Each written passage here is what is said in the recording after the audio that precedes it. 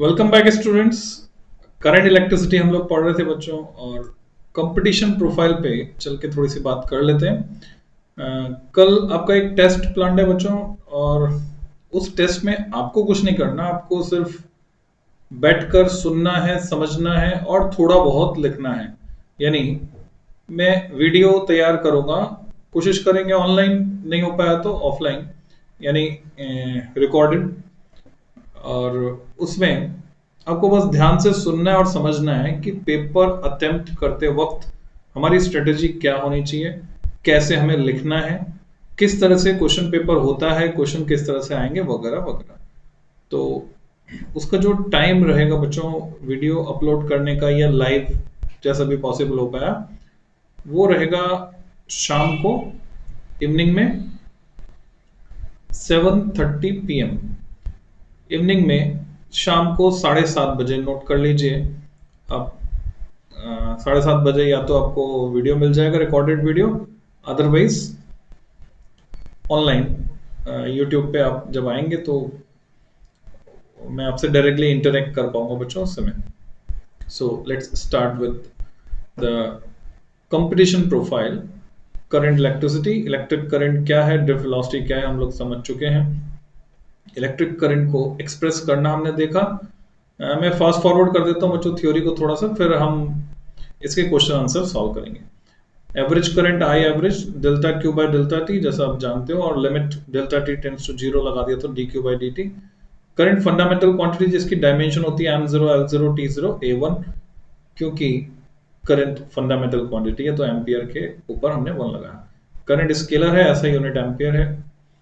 Vector loss को ओबे नहीं करती इसलिए स्केलर है। एम्पियर को अगर डिफाइन करना है तो हम डिफाइन कर सकते हैं, the current through any conductor is said to be 1 ampere if 1 coulomb of charge is flowing per second through any cross section of the wire. पर मैं आपको क्लियर कर दूं बच्चों, बोर्ड में अगर आपने ये डेफिनेशन लिखी तो ये वैलिड नहीं है।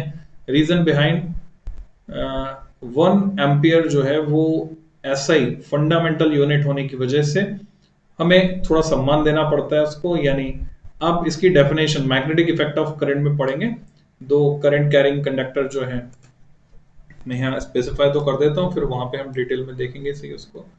दो स्ट्रेट सीधे हैं, टेढ़े बन गए मेरे से, मान लीजिए सीधे हैं, स्ट्रेट कंडक्टर जिनके बीच की दूरी 1 मीटर रखी है हमने, वैक्यूम या एयर में ये रखे हुए हैं।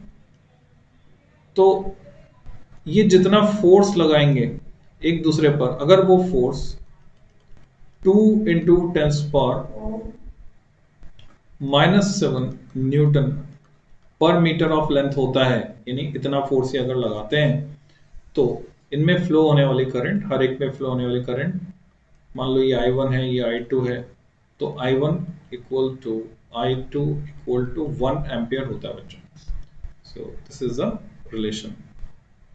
तो ये कहाँ से आया, कैसे आया, ये हम मैग्नेटिज्म में सीखेंगे।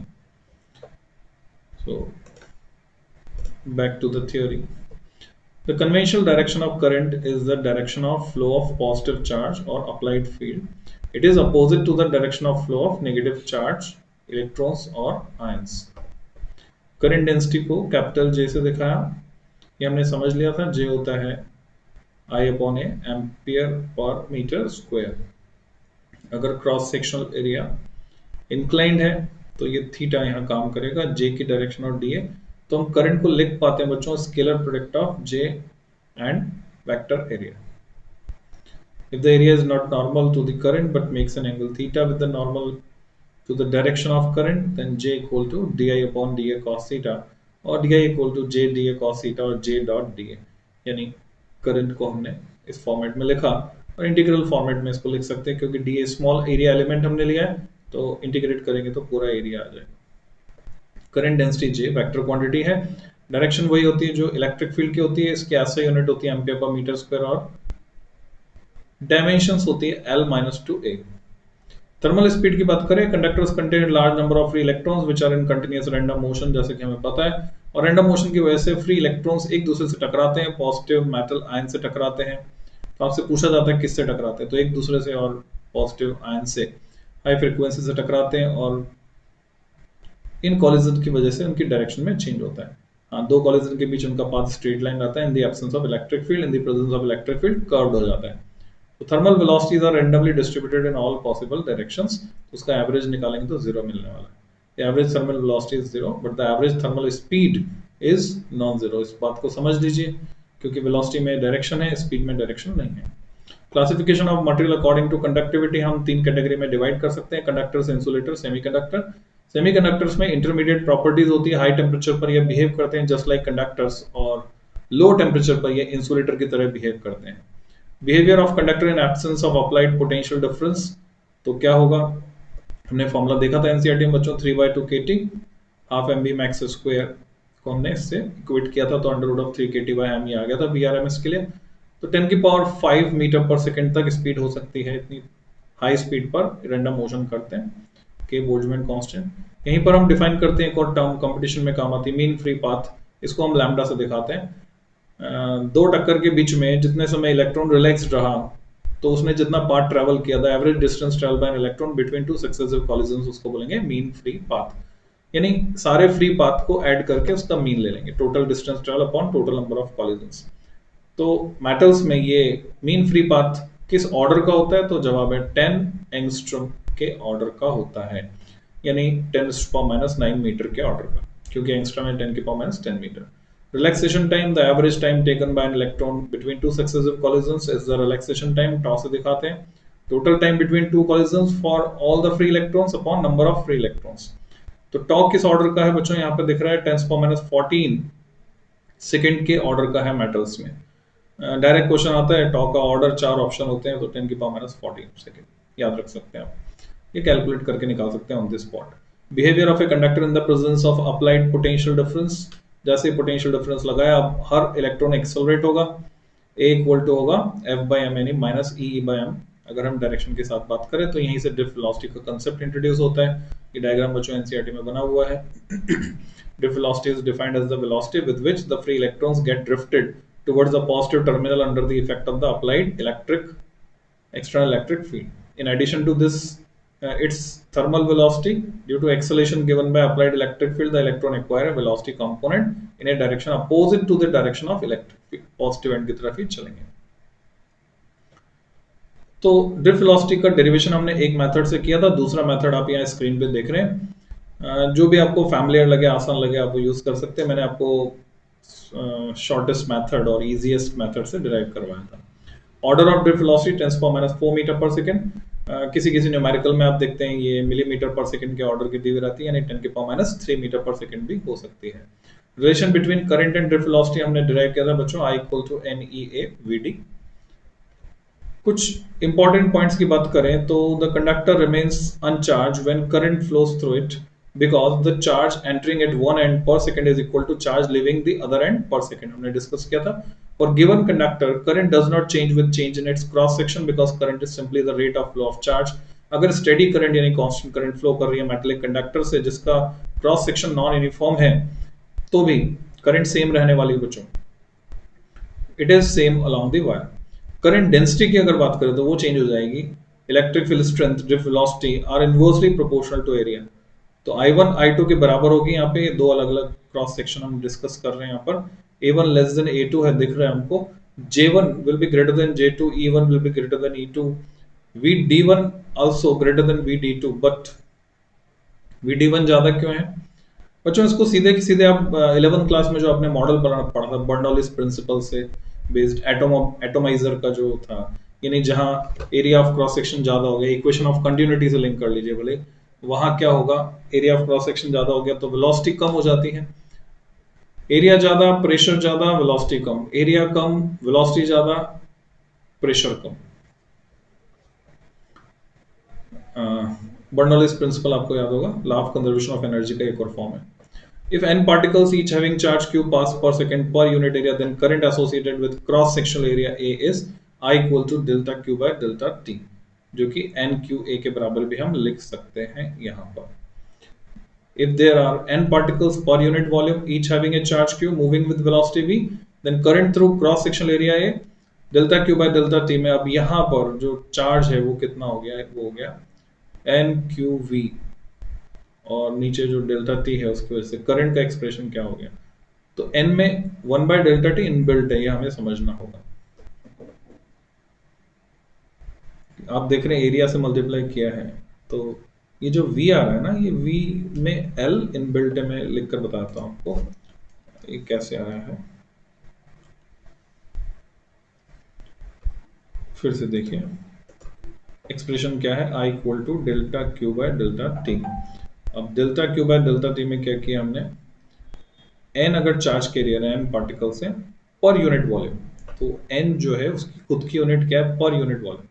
ये पर यूनिट वॉल्यूम है, उसको एरिया से मल्टीप्लाई कर दूंगा अगर मैं, सो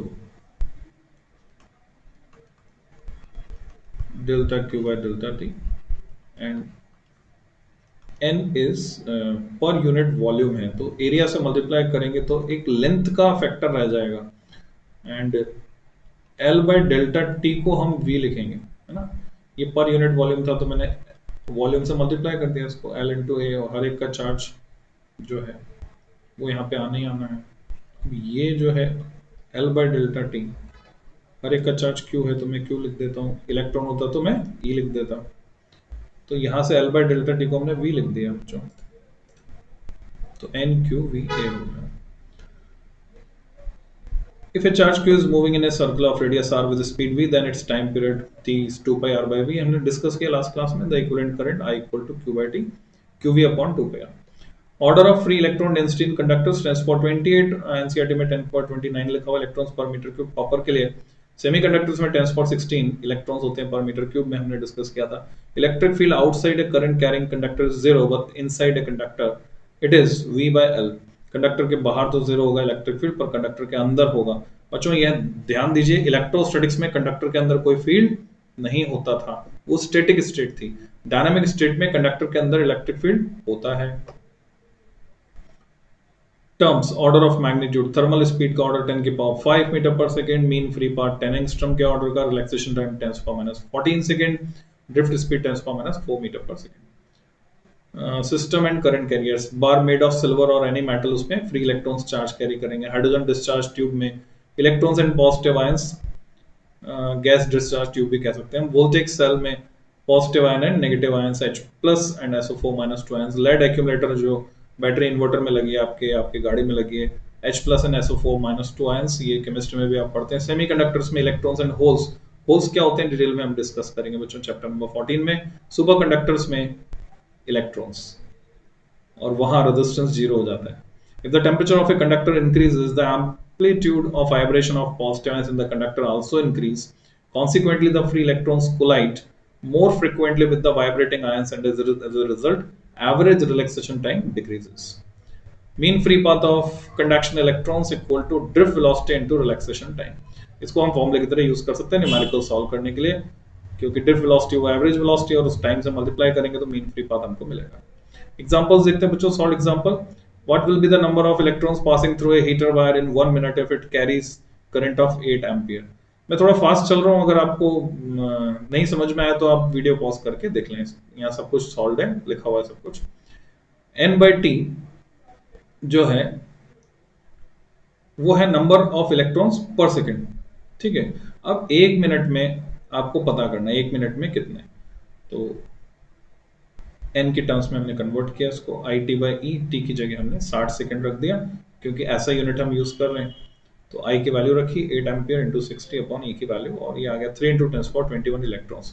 तो एक रफ आइडिया आप जनरेट कर सकते हैं कि सोच के देखिए, अगर 8 एम्पियर करंट कैरी कर रहा है, ये कौन कैरी करता है 8 एम्पियर करंट? तो जवाब है AC। अगर आपने चला रखा है 1 टन का AC है, तो बच्चों 8 एम्पियर करंट इसमें फ्लो होती है।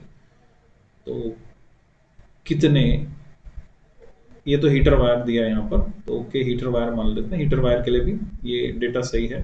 तो 3 × 10⁻21 इलेक्ट्रॉन्स पर मिनट फ्लो होते हैं। The current through a wire depends on time as I equal to 2 + 3t times, ये एम्पियर यूनिट दी हुई है, 2 + 3t। Calculate the charge cross through a cross section of the wire in first 10 second. पहले 10 second में कितना charge flow होगा? तो हमने I इक्वल टू dq/dt को रीअरेंज किया, dq मिलता हमको I टाइम्स dt, I की वैल्यू हमें दी हुई है 2 + 3t, उसको हमने यहाँ पे रखा और दोनों साइड इंटीग्रेट कर दिया। 0 to q इधर होगा और 0 to 10, क्योंकि पहले 10 सेकंड के लिए हमको निकालना है ना, तो 0 to 10 और इंटीग्रेट करके इधर जो रिजल्ट आ रहा है आप देख रहे हैं, कैलकुलेशन आपके सामने है, 170 कूलम ये आंसर हमको मिलता है। Current through a wire decreases linearly from 4 ampere to 0 in 10 second. Linearly decrease हो रही है करंट, किसी वायर के थ्रू जो फ्लो हो रही है वो 4 एम्पियर से घटकर 0 हो जाती है 10 सेकंड में। Calculate the charge phloem through the wire during this interval of time. तो हमको पता करना है कितना चार्ज फ्लो हुआ। तो करंट हमारे पास है और टाइम हमारे पास है, तो हम चार्ज निकाल सकते हैं। एवरेज करंट हमने पकड़ा 4 + 0/2 और उसको मल्टीप्लाई कर दिया टाइम से, तो Q = IT 20 कूलम चार्ज आ गया। चौथा एग्जांपल है the current density at A point is, ये दिया हुआ हमको J = 2 × 10⁴ J कैप, क्योंकि करंट डेंसिटी में बच्चों डायरेक्शन होती है। J कैप मतलब हो गया पॉजिटिव y एक्सिस के along ampere per metre square. Find the rate of charge flow through a cross sectional area S, वो हमको दिया हुआ 2i + 3j सेंटीमीटर स्क्वायर। तो आप सोच लीजिए कौन सा फॉर्मूला काम में आने वाला है। सॉल्यूशन में हमें दिखाई दे रहा है जो अभी अभी हमने डिस्कस किया था, I = इंटीग्रेशन ऑफ J.ds। तो यहां से हम I निकाल पाएंगे। अब S पूरा पूरा हमारे पास है तो J.s से निकाल लेंगे, ds की जगह S है हमारे पास। तो J की वैल्यू रखी हमने, J कैप के साथ डॉट प्रोडक्ट यहाँ निकालना होगा। तो कैलकुलेशन इजी है, J वाली टर्म J के साथ मल्टीप्लाई होगी, बाकी J के साथ जो I डॉट निकालेंगे तो 0 हो जाएगा, दोनों के बीच एंगल 90 है।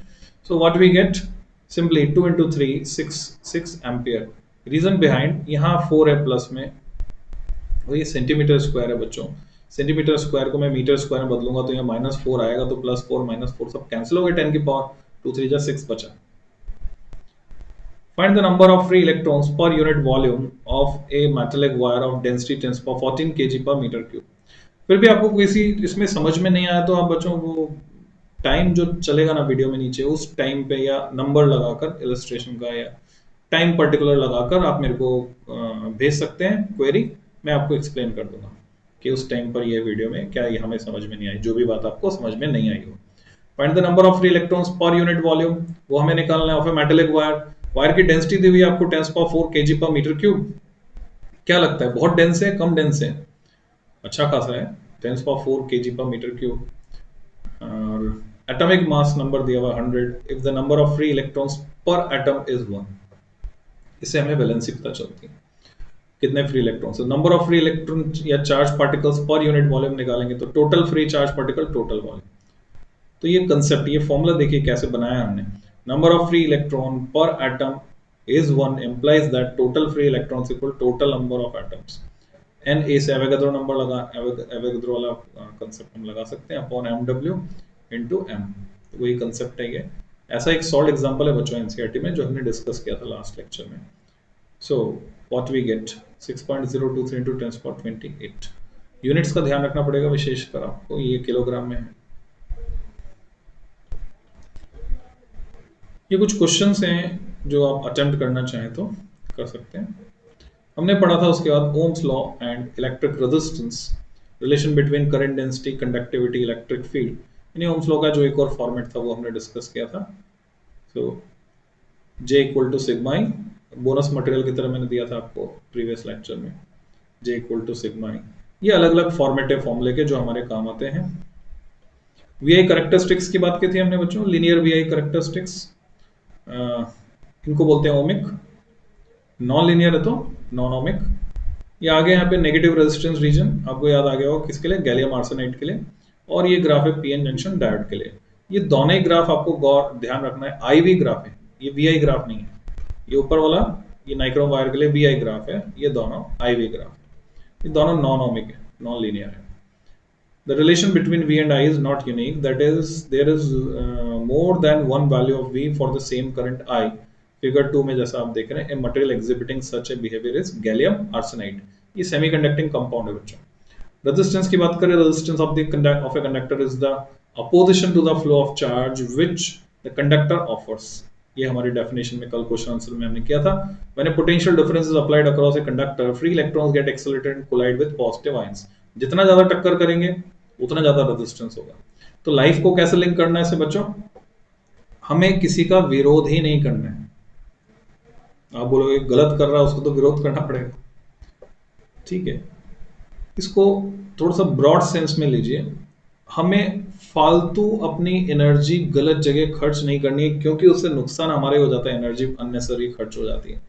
ये जो इलेक्ट्रॉन्स है ये टक्कर कर रहे हैं, अगर ये टक्कर ना करें जैसे सुपर कंडक्टर में होता है तो इनका रेजिस्टेंस जीरो हो गया, तो ये कितना स्मूथ फ्लो होगा और लॉसेस खत्म हो जाएंगे। अब ये टक्कर करते हैं, इसी की वजह से वो कंडक्टर जिसमें से ये चल रहे हैं वो गर्म हो जाता है, गर्म हो जाता है वो रेजिस्टेंस, मतलब इसके अंदर जाकर देखिए आपको सब, ये सब्जेक्ट नहीं है बच्चों, सब्जेक्ट की तरह मत समझिए इसको, इसको लाइफ से लिंक करके समझिए। तो गर्म क्यों हो रहा है कंडक्टर? वो रेजिस्टेंस की वजह से। रेजिस्टेंस कहां से आ रहा है? टक्कर की वजह से आ रहा है। तो घर में इंप्लीमेंट कीजिए, कम से कम घर में इंप्लीमेंट कीजिए, आपके भाई बहन पेरेंट्स इनके बीच। तो आप ये देखिए, इनके साथ विरोध खत्म कर दीजिए। आप जैसा वो बोल रहे हैं, मान लो पापा जैसा बोल रहे हैं, मम्मी जैसे बोल रही है, भाई बहन जैसा बोल रहे हैं, हाँ हाँ हाँ हाँ में हाँ मिलाकर देखो, मजा आ जाएगा। एक सप्ताह करके देखो, क्योंकि वहां कोई आपको नुकसान होने वाला नहीं है ना, वहां विरोध मत करो, जो कह रहे हो हाँ हाँ हाँ करके देखो, फिर देखो क्या मजा आता है। सुपर कंडक्टर जैसी सिचुएशन हो जाएगी। ओके, यूनिट ओम वोल्ट पर एम्पियर के इक्विवेलेंट है, कई बार पूछ लेते हैं, डायमेंशन निकाल सकते हैं हम। ml2t-3 a-2 कैसे आएगी, मैं कैलकुलेट करके बताता हूँ आपको बच्चों। अगर मुझे डायमेंशन निकालनी है रेजिस्टेंस की, तो रेजिस्टेंस की डायमेंशन मैं कैसे निकालूंगा? तो मैं जानता हूँ बच्चों R equal to V upon I, अगर मुझे फॉर्मूला पता है। फिर मुझे ये भी पता है V पोटेंशियल होता है work done per unit charge, तो मैं उसको लिखता हूँ W/Q। और I की डायमेंशन तो हमें पता है कि एम्पियर में हम दिखाने वाले हैं। हाँ, W को मैं और ब्रेक कर सकता हूँ, मैं W को ब्रेक कर देता हूँ फोर्स इंटू डिस्प्लेसमेंट, या तो मुझे डायरेक्ट W की डायमेंशन याद हो जो कि एनर्जी की होती है, नहीं तो मैं ब्रेक कर सकता हूँ। अच्छा, मैं Q को ब्रेक कर सकता हूँ, Q होता है IT, है ना। तो अभी क्या है मेरे सामने दिख रहा है, MA, F की जगह आ गया MA S upon I square T, क्योंकि Q को मैंने IT लिखा। तो अब डायमेंशन देखें अगर रेजिस्टेंस की, तो क्या बनती है बच्चों, M। अच्छा, LT-2 एक्सेलेरेशन आप जानते हैं, तो उसको भी ब्रेक कर लीजिए, A इक्वल टू V/T, और भी होता है LT-1, V को भी S/T L/T, फंडामेंटल पे ले जा सकते हैं। तो LT-2 यहाँ पर है मेरे पास, L तो ये रहेगा, T-2 जो था, ये जो T ऊपर आके और माइनस होगा तो T-3 हो जाने वाला है मेरे पास, और ये जो S है ये डिस्प्लेसमेंट है बच्चों, तो ये L2 हो जाने वाला है, ठीक है।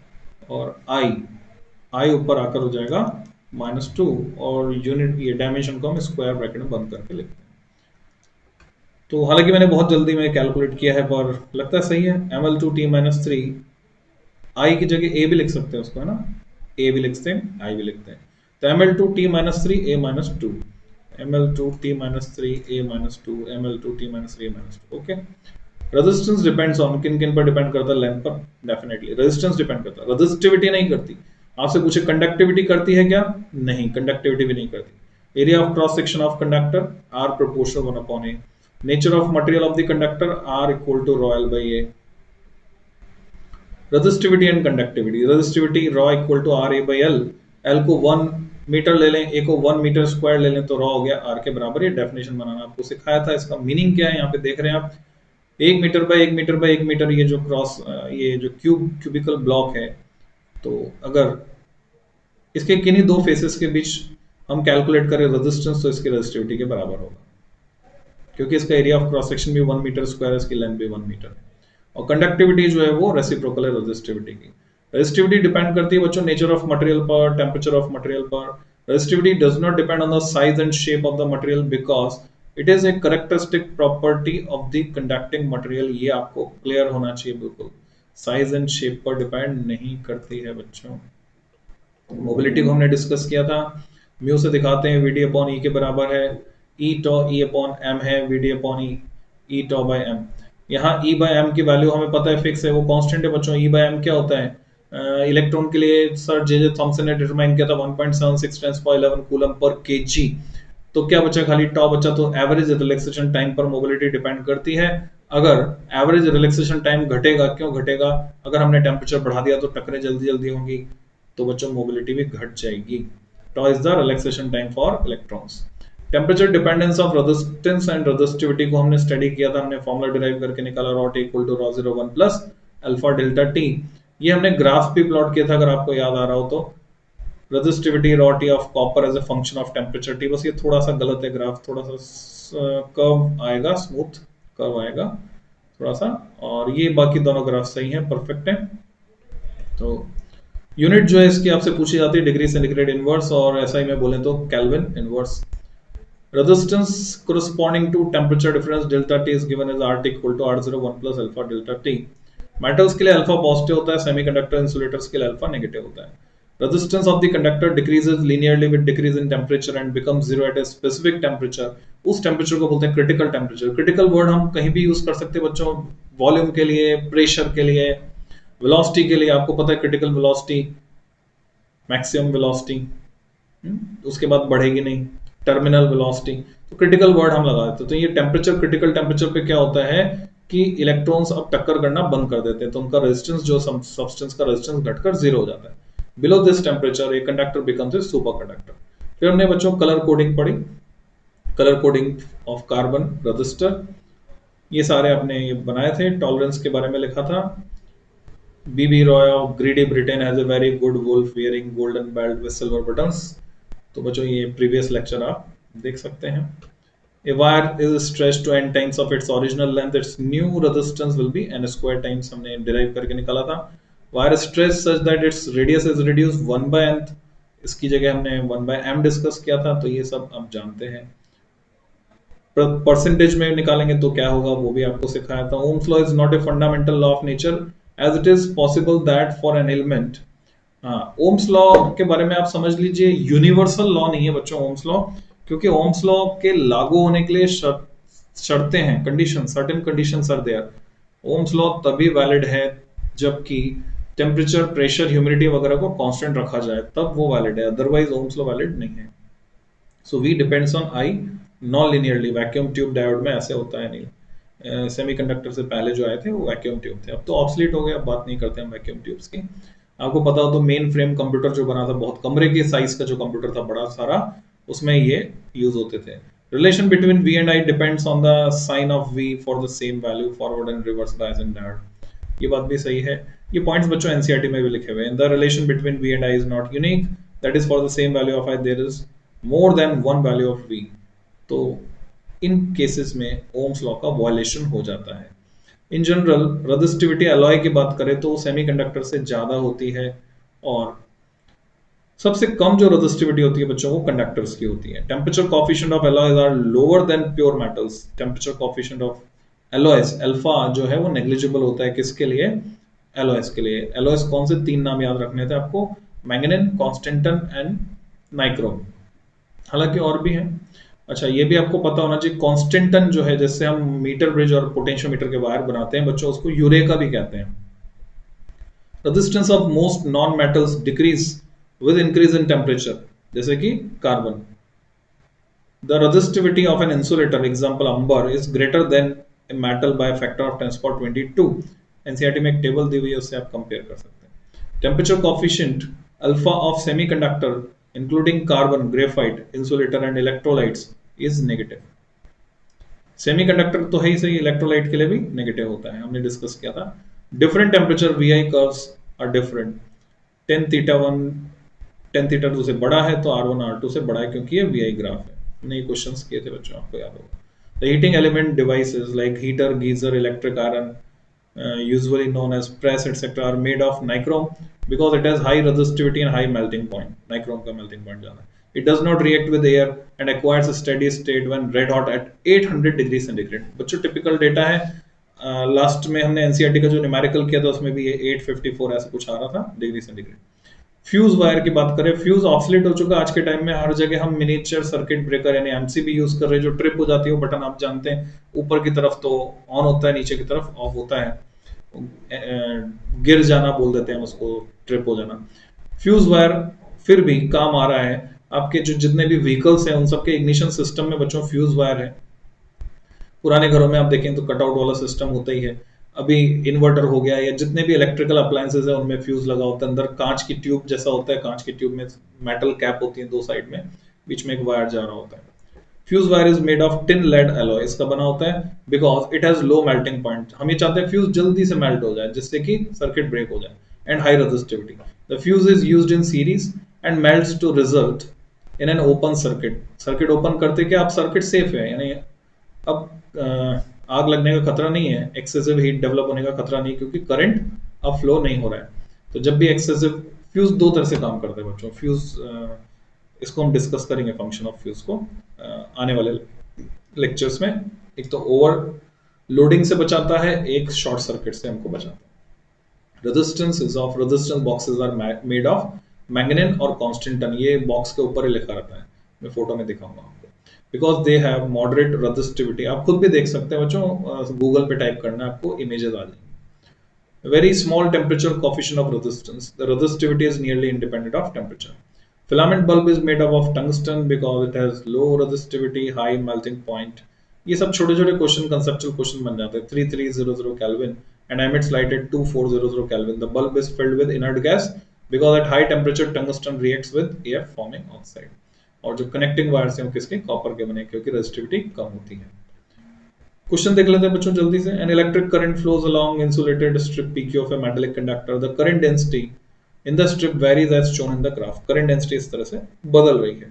Which one of the following statement could explain this variation. इधर डिस्टेंस, तो करंट डेंसिटी कम होने का मतलब क्या है, करंट डेंसिटी होती क्या बच्चों, करंट तो सेम रहने वाली है, per unit area of cross section, यानी एरिया ऑफ क्रॉस सेक्शन निश्चित रूप से बदल रहा है। एरिया ऑफ क्रॉस सेक्शन बढ़ेगा तो करंट डेंसिटी घटेगी।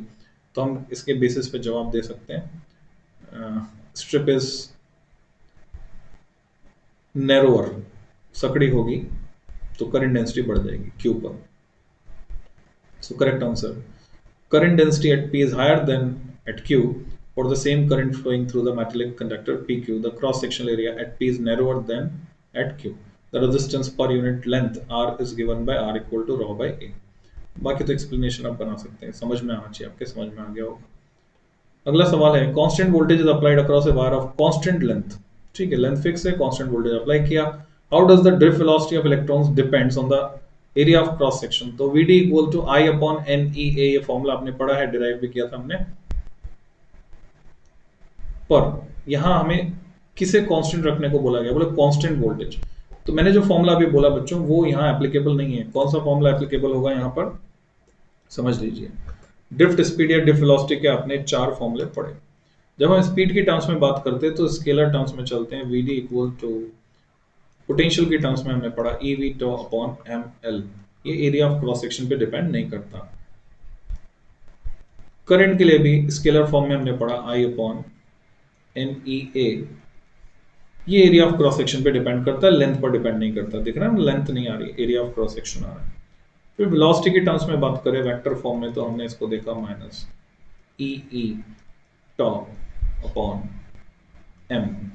और करंट डेंसिटी की टर्म्स में बात करें तो ये हमने देखा था माइनस J अपॉन NE। तो इसके बेसिस पे आप देखेंगे, जब आप दे सकते हैं कौन सा फॉर्मूला काम आ रहा है। सबसे पहले जो मैंने लिखा EV टॉ अपॉन ML, ये यहां पर काम आ रहा है। देखिए, constant voltage, constant length, length fix है, EV टॉ अपॉन ML।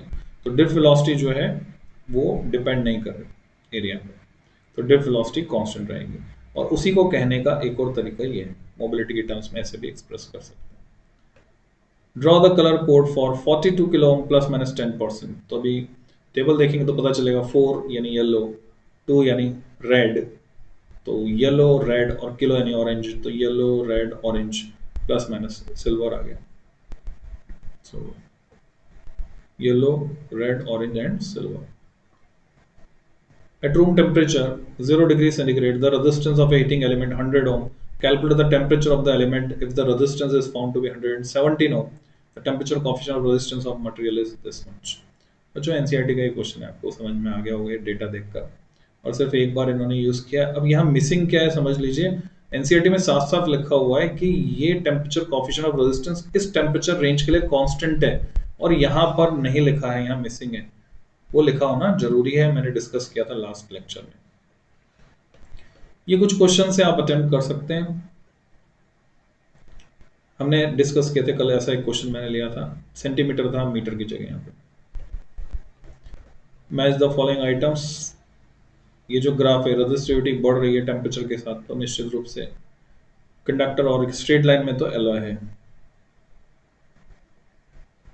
रेजिस्टिविटी घट रही टेम्परेचर, सेमीकंडक्टर है, ये सुपर कंडक्टिविटी दिखा रहा है। तो इस ग्राफ में थोड़ी सी गड़बड़ है कि ये एलॉय के लिए है स्पेसिफिकली। अगर कॉपर के लिए बोलेंगे तो ऐसा ग्राफ नहीं मिलेगा, स्ट्रेट लाइन नहीं मिलेगा। Filament of electric bulb tungsten का, fuse wire tin lead alloy, resistance of resistance box manganese भी चलेगा, कांस्टेंटिन भी चलेगा, दोनों से बन सकते हैं। Filament of heating devices, heater geyser, ये सब नाइक्रोम से बनाते हैं। तो बच्चों इसके बाद का तो हम बाद में डिस्कस करेंगे, किरचॉफ लॉ वगैरह। नाउ फास्ट फॉरवर्ड कर देता हूँ कुछ क्वेश्चन बच्चों। Electric current has both magnitude and direction, it is a scalar quantity. बावजूद इसके मैग्नीट्यूड डायरेक्शन होने के बाद भी, क्योंकि वेक्टर एडिशन के लॉस को फॉलो नहीं करती। Identical pieces of germanium and copper are taken and cooled, दोनों को ठंडा किया। जर्मेनियम सेमीकंडक्टर है, कॉपर कंडक्टर है, तो कॉपर का रेजिस्टेंस तो घटेगा और जर्मेनियम का बढ़ेगा। तो चौथा option, resistivity of copper decreases and germanium increases. Current of 10 ampere is maintained in a conductor of cross section 1 centimeter square if the number density of free electrons be 9 into 10 per 28 per meter cube, the drift velocity of free electrons is। तो आपको पता है कौन सा formula लगाना है आपको। I equal to NE VD में अननोन क्या है, VD हम निकालेंगे 6.94 10 पर -6 मीटर पर सेकेंड। देखिए अगर ये कैलकुलेशन ना करें हम और डायरेक्ट ऑर्डर पे जाएं तो थर्ड पे भी हमारा डाउट जाएगा, -3 मीटर पर सेकेंड, -4 वाला भी हो सकता है, 3 भी हो सकता है, 4 भी हो सकता है, और ये -6 है। एक्चुअल में ये आंसर निकल के आ रहा है, तो कैलकुलेशन करनी ही पड़ेगी यहाँ पर। करंट बहुत ज़्यादा है तो ड्रिफ्ट वेलोसिटी इस क्रॉस सेक्शन के हिसाब से कम है, क्रॉस सेक्शन काफ़ी बड़ा है। पोटेंशियल डिफरेंस ऑफ 5 वोल्ट, हमेशा बच्चों ये जो न्यूमेरिकल डेटा होते हैं ना, इससे थोड़ा सा अंदाजा लगाने की कोशिश आपको करनी चाहिए। प्रैक्टिकल सिचुएशन से उसको लिंक करके देखने की कोशिश करेंगे तो इंटरेस्टिंग भी लगेगा और याद रहेगा। Potential difference of 5 volt is applied across a conductor of length 10 centimetre. तो सीधे सीधे आपको 5 वोल्ट की बैटरी दिख रही है, एक कंडक्टर दिख रहा है 10 सेंटीमीटर, आपको पता है प्लास्टिक के स्केल में कितना होता है, इतनी लंबाई का। ड्रिफ्ट वेलोसिटी ऑफ इलेक्ट्रॉन्स 2.5 10 पर -4 मीटर पर सेकंड। इलेक्ट्रॉन मोबिलिटी क्या होगी, म्यू निकालना है। म्यू वीडी अपॉन ई के बराबर फॉर्मूला लगाया, सीधे स्ट्रेट फॉर्मूला बेस्ड क्वेश्चन है। Potential difference of 10 volt is applied across a conductor of 1000 ohm, the number of electrons flowing through the conductor in 300 second। देख लीजिए, कैलकुलेट कर सकते हैं आप easily, straight forward formula based. बस यहाँ पे ये ध्यान रखना होता है, यूनिटरी लॉ दिमाग के साथ इस्तेमाल करना है। एन क्या है, एन नंबर नहीं है, कभी कई बार खाली, कई बार एन सिर्फ नंबर होता है, कई बार नंबर पर सेकेंड होता है। If n e tau and m are representing electron density यानी number of electrons per unit volume, charge, relaxation time, mass of electron respectively, then the resistance of a wire of length L and cross sectional area A is given by। Resistance का formula है जो मैंने आपको रटाया था, ml upon ne square a tau। अब यहाँ क्या कर सकते हैं, चाहे तो मिसप्रिंट हो रहा है यहाँ पे, है ना, द करेक्ट आंसर इज 1। ये L जो है ये टॉ है, मिसप्रिंट हो रहा है, तो उससे कंफ्यूज मत होना। कर क्या सकते हैं, जैसे एडवांस की बात करें, IIT एडवांस, वहां क्या करते हैं बच्चों, सिंबल चेंज कर देते हैं आपको कंफ्यूज करने के लिए। ये है कन्वेंशनल सिंबल्स, अनकन्वेंशनल सिंबल्स डाल देते हैं, तो फिर हमारा दिमाग जो है फास्ट रिएक्ट नहीं कर पाता, तो वही चेक करते हैं वो।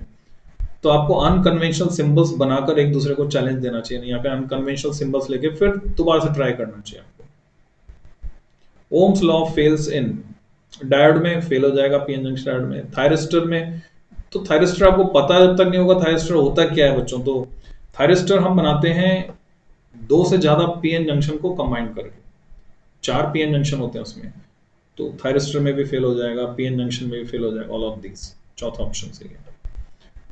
The resistance of a rectangular block of copper dimension 2 millimetre 2 millimetre 5 metre between 2 square faces. तो पहले इसकी इमेज बनाओ बच्चों, क्यूबॉइड बनाओ, ये डब्बा है जूते के डब्बे जैसा। और जूते के डब्बे भी क्या बोले हैं, तो 5 मीटर तो बहुत लंबा है, 5 मीटर, और ये 2 मिलीमीटर, 2 मिलीमीटर ये तो बहुत छोटा है। पेंसिल की लीड के डिब्बी से भी मैच नहीं करेगा क्योंकि लंबाई बहुत ज्यादा है। आ, छाते का डब्बा या केस, वो भी उससे मैच नहीं करेगा। तो हाइपोथेटिकल लेना पड़ेगा। तो स्क्वायर फेसेस के बीच में आप निकाल सकते हैं रेजिस्टिविटी। कैसे? Rho equal to R A upon L. तो आर ये 0.02 आ जाएगा। ए में, ए के लिए क्रॉस सेक्शन चाहिए आपको, तो 2 मिलीमीटर इंटू 5 मीटर, ए की सेम यूनिट में कन्वर्ट करना पड़ेगा। स्क्वायर फेस निकालना है तो cross section 2 millimetre into 2 millimetre, ये square cross section 2 millimetre into 2 millimetre square को बदल लेंगे हम, और लेंथ जो है 5 मीटर आएगी। तो यहाँ पे आप देख रहे हैं सॉल्व कर दिया है इसको। लेंथ नीचे चले गई, एरिया ऑफ क्रॉस सेक्शन होगा, यूनिट का ध्यान रखना। If a copper wire is stretched to make its radius decrease by 0.1%, formula मैंने डिराइव किया था, उससे कर सकते हैं। Percentage increase in resistance is nearly, तो यहाँ डायरेक्ट है, x% decrease in radius increase in resistance 4x%, तो इससे 0.4% आ गया। स्ट्रेट फॉरवर्ड आप इस स्ट्रेटेजी को लगा सकते हैं। A certain piece of copper is to be shaped into a conductor of minimum resistance. Its length and diameter should respectively be. चार ऑप्शन है, चार में से किसका रेजिस्टेंस मिनिमम होगा? तो बच्चों रेजिस्टेंस मिनिमम का मतलब area of cross section maximum. Area of cross section maximum मतलब डायमीटर सबसे ज्यादा, तो डायमीटर सबसे ज्यादा किसका है? यही है LD, और यह है 2D। तो 2D वाला जो है वो है डायमीटर सबसे ज्यादा है, तो थर्ड वन इज करेक्ट। यहाँ पे फिर से मिस प्रिंट है बच्चों, L/2 एंड 2D, D के आगे 2 नहीं लगा हुआ है।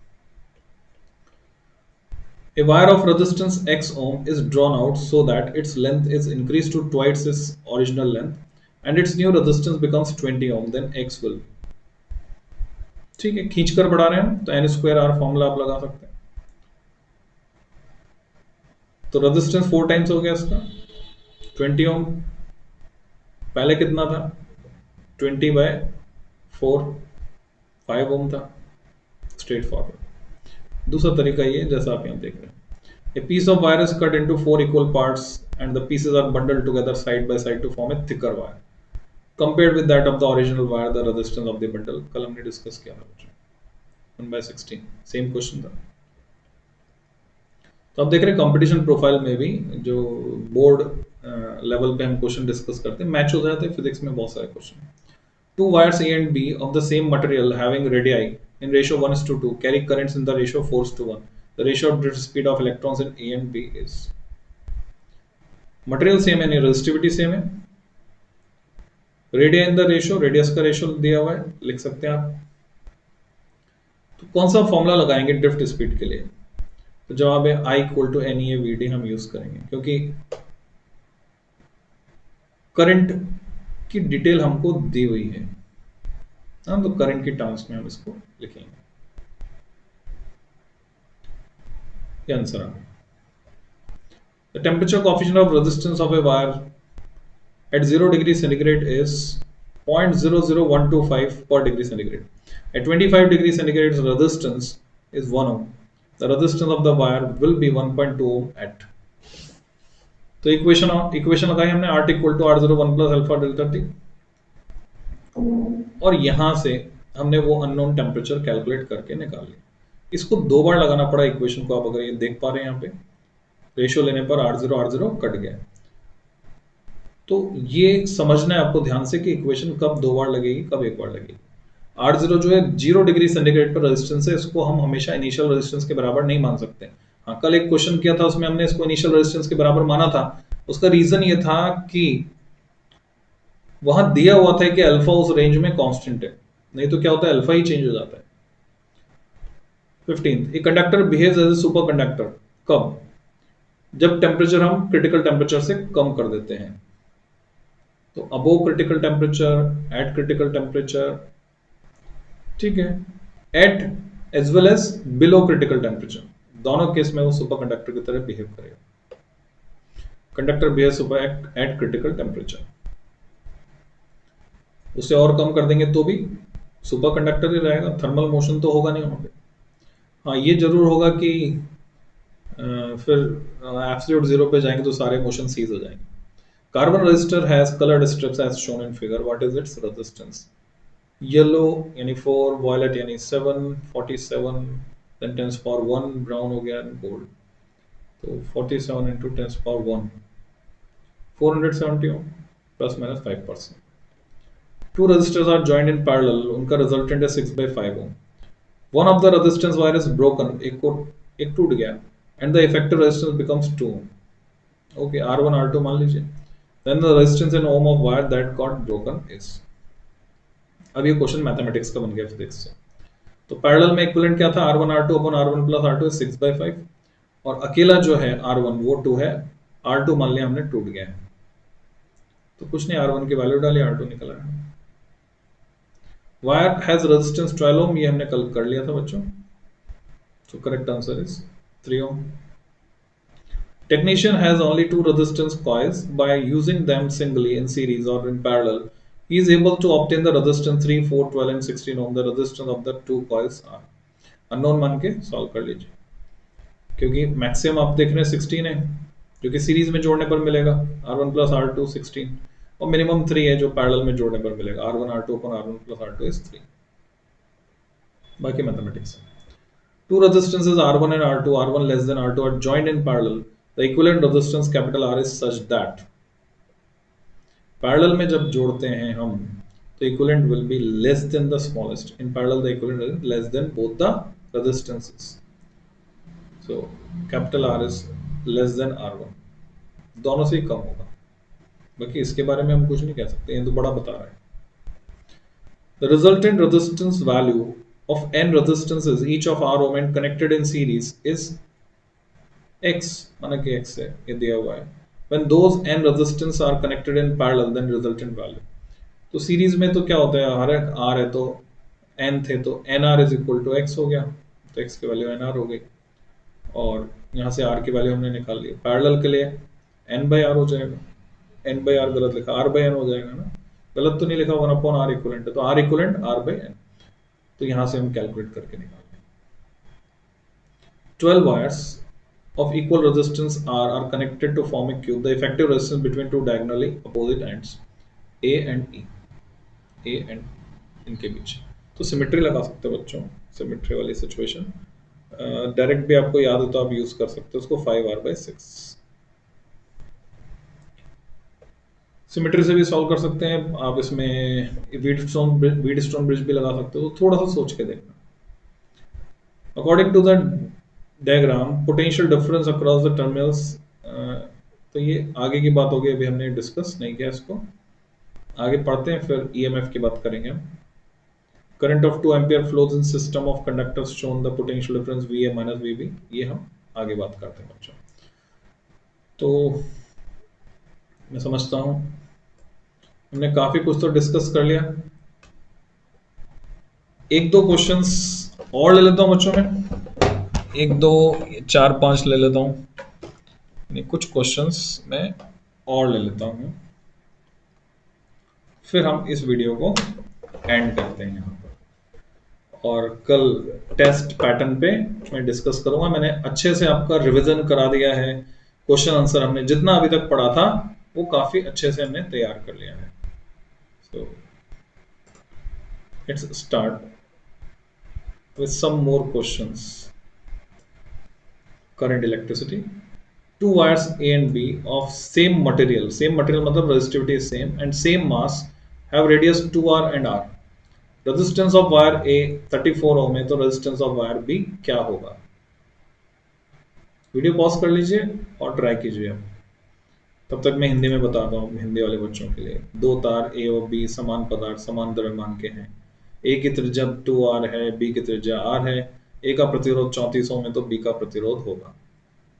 वीडियो पॉज करके जब आप आंसर निकाल लें उसके बाद आगे प्ले करें इसको, सॉल्यूशन डिस्कस कर रहा हूँ मैं।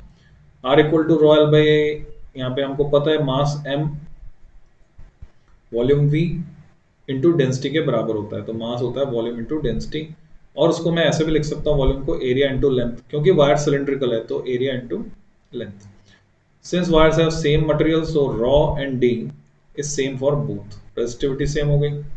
अच्छा, डेंसिटी मटेरियल की सेम होगी तो अब क्या बचा, एल बचा खाली. They have same mass, mass same है तो एल कांस्टेंट है, तो जिसकी लेंथ ज्यादा होगी उसका एरिया ऑफ क्रॉस सेक्शन कम होगा. लेंथ प्रोपोर्शनल 1 अपॉन ए. तो R1 upon R2, L1 upon L2 into A2 upon A1 ऐसा हम लिख सकते हैं. और L1 अपॉन L2 की जगह हम A2 अपॉन A1 लिखेंगे तो A2 अपॉन A1 का स्क्वायर मिल जाएगा. ऐसी एक्सरसाइज हमने पहले भी की थी. रेडियस की टर्म्स में कन्वर्ट कर दिया उसको पाई आर स्क्वायर लिखकर. और यहीं से क्योंकि हमें रेजिस्टेंस निकालना था R2, रेडियस का रेशियो दिया हुआ है तो 544 ओम ये आ गया.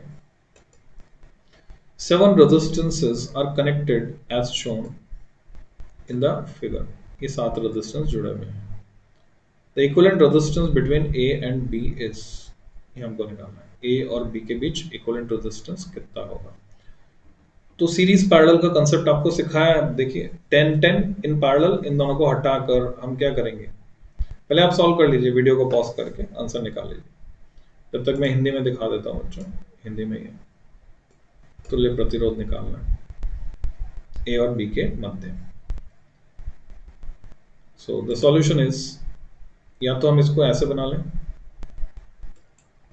रीअरेंज करके, या फिर यहां दिख रहा है हमें 10 और 10, ये हो गए 5, और ए और बी के बीच हमें निकालना है, ये 5 हो गया. फिर ये 6 और 6, ये भी एंड टू एंड कनेक्शन में जुड़े हुए हैं तो इसकी जगह क्या रह जाएगा बच्चों, 3 ओम रह जाएगा.